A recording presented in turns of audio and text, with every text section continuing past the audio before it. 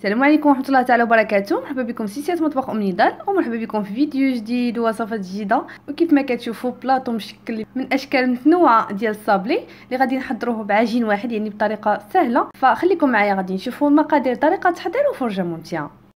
اذا اول شيء غادي نحضروا العجين ديال الصابلي. فبالنسبه للوصفه اللي معتمده عندي دائما وناجحه ايضا، فديجا نزلتها لكم، غادي نخليها لكم في صندوق الوصف. فهنا غادي تشوفوا اختلافين ديال العجين. فهنا استعملت يعني في الوصفه الاصليه ديال العجين الصابلي كنت استعملت بودره اللوز، يعني خديت اللوز اخضر وطحنته وضفتو. هنا لا، هنا درت بودره اللوز، يعني اللوز اللي كنقشروه كنفسخوه وكنقشروه وكنطحنوه مزيان. فهنا كيعطينا اللون ديال العجين ابيض. هنا وايضا هنا استعملت هاد الباط صابلي. ف كاينه النكهه ديال الصابلي، ولكن هذه باط صابلي فهي مركزه اكثر ورائعه جدا، يعني الريحه ديالها رائعه جدا. فهنا كما كتشوفوا من بعد ما كنعجنوا الصابلي ديالنا كندخلوه للثلاجه، خصوصا انه الجو دابا سخون، فضروري اننا نخليو العجين ديال الصابلي ديالنا في الثلاجه. غادي نقسموا العجين ديال الصابلي ديالنا على جوج، غادي نحتفظوا بالنصف والنصف الاخر فغادي نطلقوه بالمدلك مزيان. كما كتشوفوا هنا غادي نقطع هاد جوج ديال الاشكال، هذا شكل اوفال مشنف وهادو دوائر على حسب يعني الاشكال ديال الصابلي اللي غادي نحضر. هذا شكل اخر ديال الصابلي كما كتشوفوا قلب، وفيه يعني من جهه قلب ومن جهه اخرى مقسوم. فهنا غادي نقطعوا الشكل ديال القلب، وغنقطعوا ايضا الجهه الاخرى دوك الانصاف كما كتشوفوا. وغادي تشوفوا الطريقه ديال التزيين كيفاش غنزين بهم. كنستفوا الصابلي ديالنا في انيه ديال الفرن وكندخلوه الفران حتى كيطيب وكيتحمر. فهنا فقط كيتحمر غير من التحت، اما الوجه ما كيبقى ابيض. النصف الثاني اللي احتفظنا به ديال العجين ديال الصابلي فكنضيف ليه هنا براليني، عندي هنا براليني ديال اللوز ونوازيت. ثم غادي نخلطو مزيان، كنطلق العجين مزيان وكنطبعو كما كتشوفوا بهذا الطابع ارابيسك، وكنقطعو بقطعه دائريه. ايضا غنقطع هذا الشكل وغادي نقطع هذا الشكل، يعني هادو مطابع لي جديده في الاسواق. فبالنسبه لهاد الطوابع فانا خديتها من محل باتيس اسلام، يعني عند فاروق او عبد الرحيم. نصفوا الصابلي ديالنا في انيه ديال الفرن وكندخلوه للفران حتى كيطيب. غادي نزين الصابلي ديالي بالشوكولا. فانا كما كتشوفوا درت الشوكولا الابيض والاسود، فهذا مول حتى هو اللي جديد في الاسواق خاص بالشوكولا.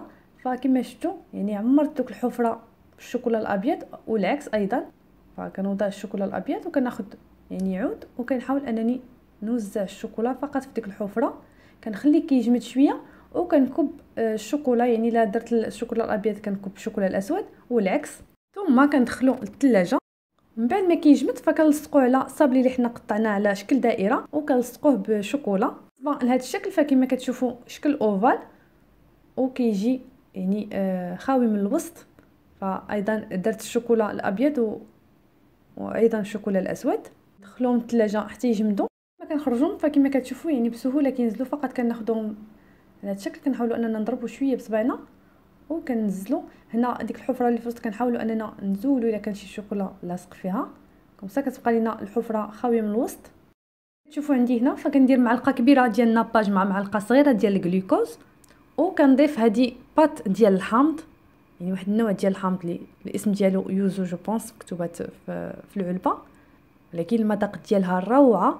وايضا عندي النكهه ديال الحامض باش نخرج اللون اصفر اكثر.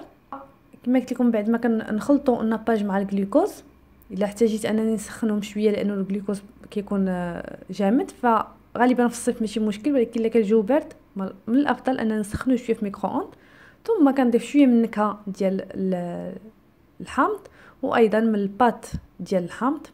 فهذه بات لي رائعه جدا، غادي نحضر بها وصفات اخرى وغادي تشوفوها لانه عجبني مذاقها.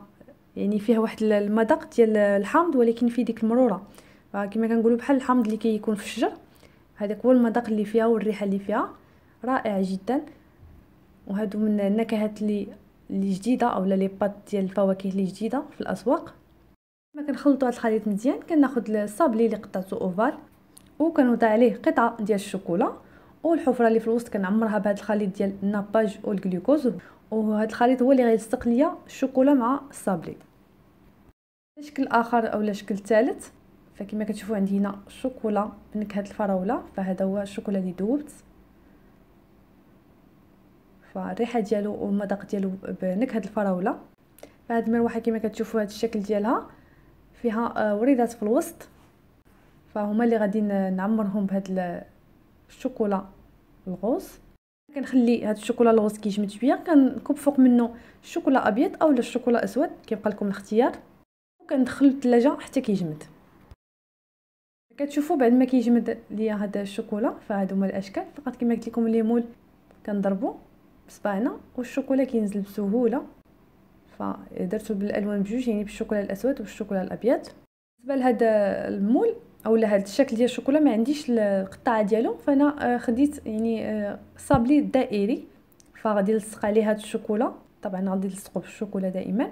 وبالنسبه للجوانب اللي غيبقاو ليا فغادي ندهنهم شويه ديال الناباج، وغادي نمررهم في الفيرميسيل ديال الشوكولا الابيض بالنسبه للقطع ديال الشوكولا الابيض، وبالشوكولا الاسود بالنسبه للشكل بالشوكولا الاسود.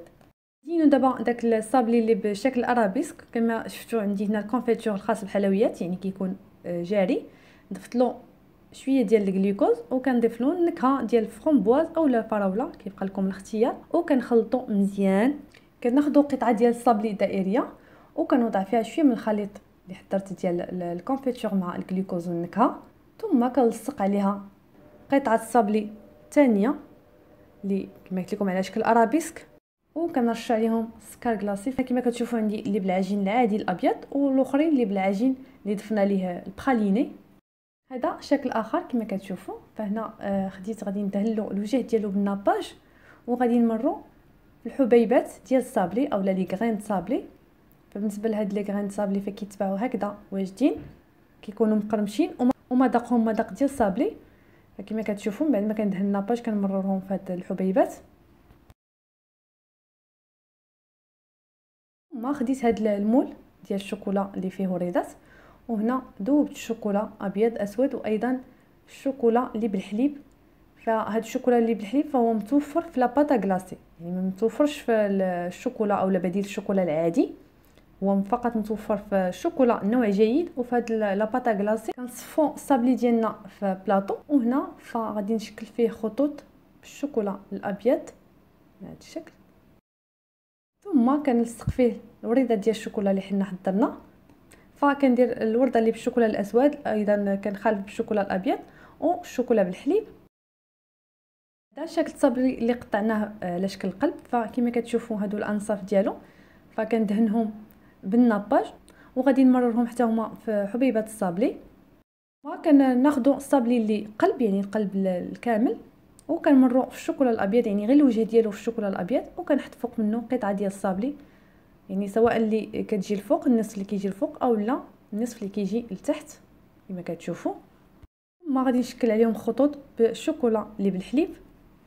الشكل الاخير فكما كتشوفوا عندي هنا البراليني، فكناخذ القطعه ديال الصابلي وكندهن الوجه ديالها بالبراليني. فهنا ممكن تستعملوا الناباج، فقط انا بغيت نخالف على الناباج وفي نفس الوقت يعني عندي الصابلي مخدوم بالبراليني، اذا كندهن الوجه بالبراليني.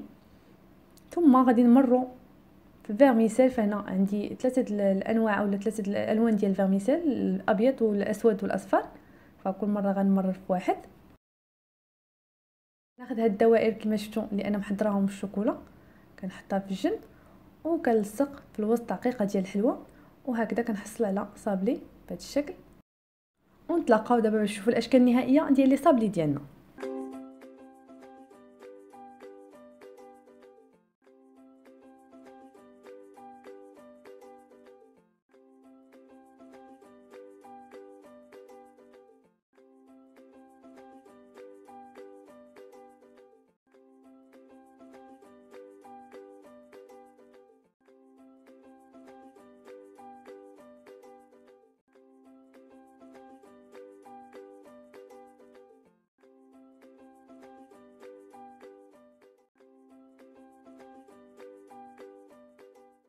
هذا الشكل النهائي ديال بلاطو الصابلي ديالنا اللي شكلنا من عجين واحد، فكيجي رائع جدا، كيجي تقديمه جميل. فنتمنى هاد الافكار تعجبكم. الا عجبكم الفيديو ما تنساوش لايك، تعليق، اشتراك في القناه، وايضا المزيد من الوصفات زوروا الموقع اللي هو www.cuisineomnidal.ma.